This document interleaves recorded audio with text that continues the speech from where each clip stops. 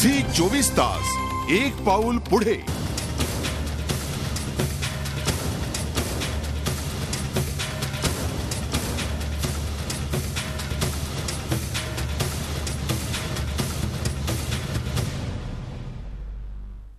छत्तीसगडमधील 25 मेच्या हल्ल्यानं केवळ सरकारच नाही तर सर्वसामान्यही हादरून गेलेत.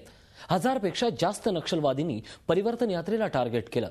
आदिवासींना मुख्य प्रवाहात आणण्यासाठी सारेजण सरसावलेले असताना नक्षलवाद्यांना मात्र हे सगळं नकोय का, हाच प्रश्न या निमित्तानं उपस्थित झालाय. नक्षलवादाचा रक्तरंजित चेहरा, घनदाट जंगलातला तो घाट वळणाचा रस्ता निरपराध लोकांच्या रक्तानं पुरता माखून गेला होता. नक्षलवाद्यांचं ते हिंस्त्र कृत्य पाहून सगळा देश हादरून गेलाय. आतंकवाद्यांच्या या लाल ब्रिगेडमध्ये सुमारे 1000 नक्षलवादी सहभागी झाले होते.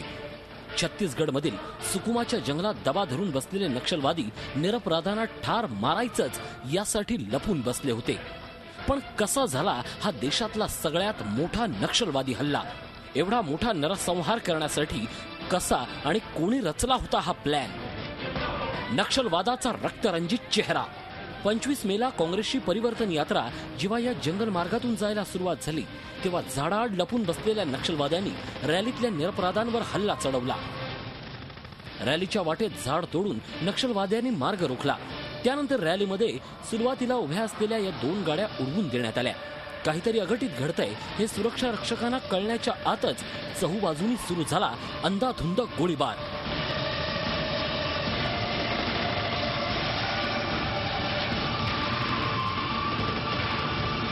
नक्षलवादाचा रक्तरंजित चेहरा.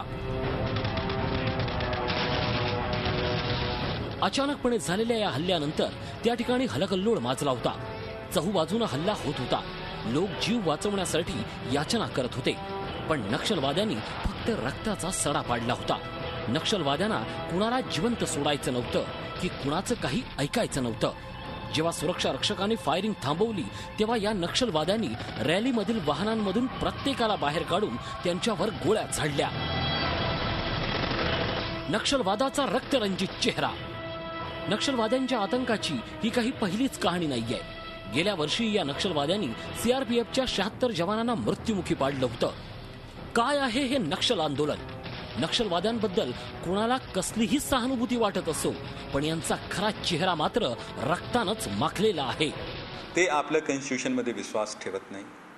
दुसरा जे सबसे महत्वाची गोष्ट आहे की ते आपल्याला दुश्मन समजतात. त्यांच्या पंपलेटमध्ये, त्यांच्या प्रेस कॉन्फरन्समध्ये सगळे ते. आणि तिसरी सबसे महत्वाची गोष्ट, यांचे बेसिक ऑब्जेक्टिव्ह आहेत to gain the power of state. नक्षलवाद्यांच्या समस्या काहीही आणि कितीही वास्तववादी असल्या तरी या नरसंहाराला क्षमा का करायची? कारण सामाजिक हक्कांची भाषा करणाऱ्यांचा हाच आहे खरा नक्षलवादाचा रक्तरंजित चेहरा. झी मीडियासाठी ब्युरो रिपोर्ट. छत्तीसगडमध्ये झालेल्या त्या दुर्दैवी घटनेनंतर नक्षलवादी चळवळीचं वास्तव आता साऱ्यांसमोर आलंय. या घडीला जरी केवळ क्रांतीचा मुखवटा असला तरी आतला चेहरा हा अतिशय भेदक असाच आहे. नेमकी या सगळ्याची सुरुवात कशी झाली आणि कशी भरकटत गेली नक्षलवादी चळवळ, एक नजर. सुरुवातीमध्ये जो कम्युनिस्ट मूवमेंट होता त्यांचे उद्देश होता की जे इथे स्थिती उपलब्ध होती, बेसिकली त्यावेळी जमीनदारी प्रथा होती, जमीनदारी प्रथामध्ये मोडण्यासाठी कम्युनिस्ट मूवमेंट चालू झाला. ही कहाणी आहे भारतातल्या नक्षलवादाची. 1967 कम्युनिस्ट पार्टी ऑफ इंडिया मार्क्सिस्टचे नेते कानू सन्याल आणि सिलिगुडी किसान सभेचे अध्यक्ष जंगल संथ्याळ यांनी पश्चिम बंगालच्या नक्षलवाडी गावात एका हिंसक आंदोलनाची सुरुवात केली आणि इथूनच नक्षलवादाचा जन्म झाला. 18 मे 1967 कानू सन्याल यांच्या नेतृत्वाखालील शेतकऱ्यांना शस्त्राच्या जोरावर त्यांच्या जमिनी परत मिळवण्याचा ठराव पास करण्यात आला होता. सुरुवातीला नक्षल आंदोलनाचा हेतू आणि उद्देश इतकाच होता. जमीनदाराच्या लोकांनी जमिनीच्या वादातून नक्षलवाडी या गावावर हल्ला केला. 24 मेच्या दिवशी पोलिसांची एक टीम नक्षलवाडी येथे पोहोचली. जंगल सन्याल तयार होता. धनुष्यबाणानं हल्ला करून एका पोलीस इन्स्पेक्टरची हत्या करण्यात आली आणि इथूनच सुरुवात झाली ती त्या लोकांनी या आंदोलनात सामील होण्याची. ज्यांच्याकडे स्वतःची जमीन नव्हती. संथाल जनजातीच्या गरीब जनतेला जमीनदाराच्या तावडीतून आपली जमीन परत मिळवण्याचा एक मार्ग मिळाला. 1970च्या दशकात मात्र नक्षल आंदोलनाचे 2 भाग पडले. 1980च्या दशकात नक्षल आंदोलनाचे तब्बल 30 भाग पडले. 1970च्या दशकात नक्षल आंदोलन हे कोलकाताच्या विद्यार्थ्यांचं एक शस्त्र बनलं होतं. विद्यार्थी मोठ्या संख्येनं शाळा कॉलेजेस सोडून नक्षल आंदोलनात सहभागी झाले होते. पण या नक्षल आंदोलनाचं स्वरूप बदलू लागलं होतं. नक्षल आंदोलनाचा वापर करून वैऱ्यांना टार्गेट केलं जाऊ लागलं. जमीनदारांबरोबरच व्यापारी, युनिव्हर्सिटीचे शिक्षक, पोलीस अधिकारी आणि राजकीय नेत्यांना निशाणा बनवलं जाऊ लागलं. कोलकात्यात नक्षलवाद्याचा आतंक वाढला. शाळा कॉलेजांना टाळं लागलं. नक्षलवाद्यांनी जाधवपूर युनिव्हर्सिटीमध्ये शस्त्र बनवण्याचं काम सुरू केलं. कोलकात्याचं प्रेसिडेंट कॉलेज नक्षलवाद्यांचं हेडक्वार्टर बनलं. नक्षलवादाशी सुशिक्षित लोकही मोठ्या प्रमाणात जोडली गेली. सिद्धार्थ शंकर रॉय हे त्यावेळी पश्चिम बंगालचे मुख्यमंत्री होते. ते नक्षल चळवळीचे मोठे विरोधक होते. मुख्यमंत्र्यांच्याच आदेशावरून पोलीस आणि नक्षलवाद्यांमध्ये संघर्षाला खरीच सुरुवात झाली. या घटनांची दखल ह्युमन राईट्स कमिशनला घ्यावी लागली आणि त्यांनी राज्य सरकारवर हा वाद लोकतांत्रिक पद्धतीचा अवलंब न करता सोडवण्याचा दरम्यान उठले. 1971 मध्ये CPI MI गट तुटला. चारू मुजुमदार यांना पोलिसांनी अटक केली आणि अलीपूर जेलमध्ये त्यांचा मृत्यू झाला. 1972 मध्ये मुजुमदारांच्या मृत्यूनंतर नक्षलवाद खंडित झाला. ऑगस्ट 1972 मध्ये नक्षल आंदोलन आंध्र प्रदेशच्या कोंडापल्लीत पोहोचलं. 1973 मध्ये नक्षलवाद्यांनी बिहारमध्ये आपलं बस्तान हलवलं आणि हळूहळू नक्षल चळवळ मध्य प्रदेशच्या छत्तीसगडपर्यंत पोहोचली. 1980च्या दशकात नक्षल आंदोलनानं आपली खरी ओळख गमावली होती. हे आंदोलन आता आतंकाच्या मार्गावर अग्रेसर होऊ लागलं होतं. नक्षलवाद्यांना आपली चळवळीचा विसर पडत गेला आणि या चळवळीचं रूपांतर आतंकवादात होऊ लागलं आणि त्याचीच प्रचिती 2000च्या प्रत्येक वर्षात प्रखरतेनं दिसून आली.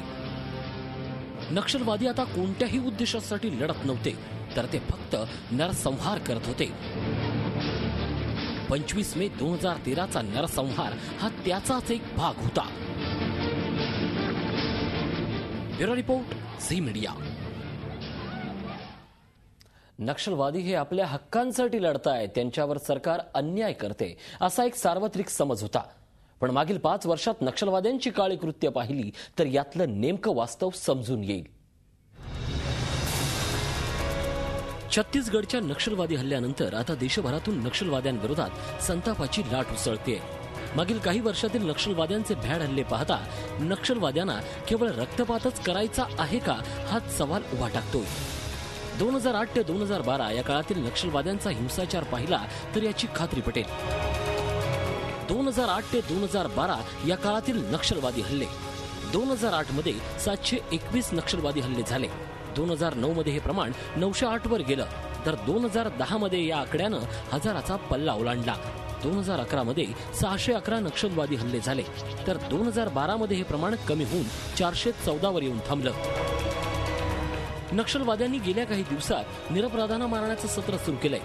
नक्षलवाद्यांच्या या हल्ल्याचा सगळ्याच राज्यांना फटका बसलाय, पण छत्तीसगडला मात्र याच्या झळा फार सहन कराव्या लागल्या आहेत. 2008 ते 2012 या काळातील नक्षलवादी हल्ल्यातील राज्यवार मृत्यू: छत्तीसगड 1188, झारखंड 916, पश्चिम बंगाल 487, बिहार 349, ओडिशा 345, महाराष्ट्र 255. खर तर सुरुवातीला या चळवळीकडे पाहण्याचा सगळ्यांचा दृष्टिकोन हा सरकार विरोधी भावना असाच होता. पण नक्षलवाद्यांनी सुरक्षा यंत्रणांना टार्गेट करायला सुरुवात केली आणि नक्षलवाद्यांचं हे वेगळे रूप अवघ्या जगासमोर आलं. 2008 ते 2012 या काळात नक्षलवाद्यांनी सुरक्षा यंत्रणांवर केलेले हल्ले: छत्तीसगड 510, झारखंड 193, ओडिशा 149, महाराष्ट्र 91. या सगळ्यात सरकारच्या पातळीवर नक्षलवाद्यांच्या समस्या जाणून त्यांनी शरणागती पत्करावी म्हणून अनेक वेळा आवाहन करण्यात येतं.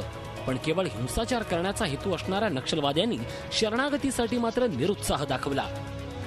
2008 ते 2012 या काळात नक्षलवाद्यांची शरणागती: 2008 400, 2009 150, 2010 266, 2011 394, 2012 440. गेल्या 5 वर्षातील नक्षलवाद्यांची ही हिंसेकडे सुरू असलेली वाटचाल पाहता आता यावर सरकारच्या वतीनं कठोर पावलांची अपेक्षा व्यक्त करण्यात येते, कारण प्रश्न शेवटी देशाच्या एकात्मतेचा आहे. Bureau report, Zee media. जी शस्त्र झेड सिक्युरिटीकडेही नव्हती त्यापेक्षाही अत्याधुनिक शस्त्र आदिवासी किंवा नक्षलवाद्यांकडे पोहोचतात कशी, हा प्रश्न प्रत्येकाला सतावतोय. त्याच प्रश्नाचं उत्तर एका ब्रेक नंतर पाहत राहा. लाल दहशतवाद.